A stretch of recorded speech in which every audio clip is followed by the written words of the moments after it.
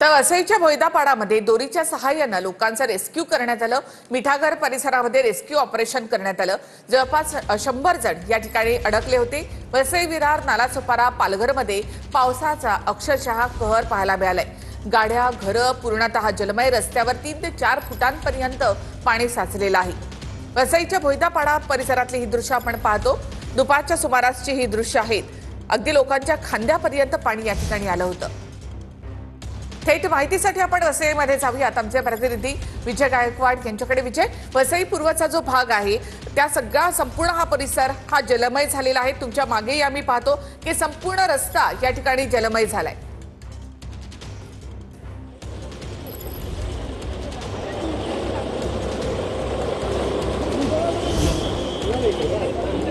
Nikhila, hello जी विजय जी। तर वसईच्या भोयदापाडा निश्चितच मी आता जे आहे वसई पूर्व पश्चिमेला जोडणारा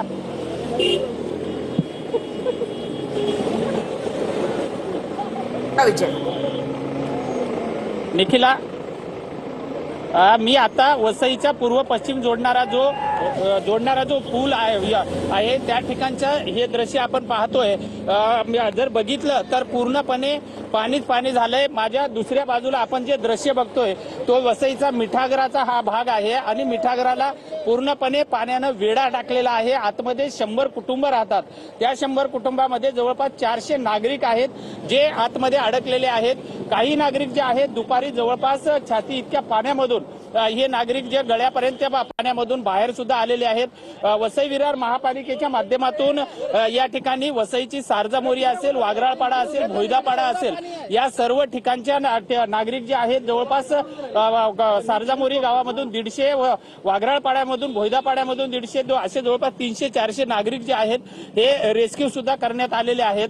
ही जर परिस्थिती बघितली तर अतिशय भयावह परिस्थिती आहे आणि आज दिवसभर हे चित्र आपल्याला पाहायला मिळत आहे। निखिला, पूर्ण हा जो वसईचा महामार्गाकडे जाणारा हा रस्ता आहे या रस्त्यावरती पूर्ण पाणी झालेलं आहे। इथून हे मिठागराचा भाग पुढे गेल्याच्या नंतर 3 किलोमीटर पुढे एव्हरशाईन आहे। एव्हरशाईनला सुद्धा हाच परिसर आहे।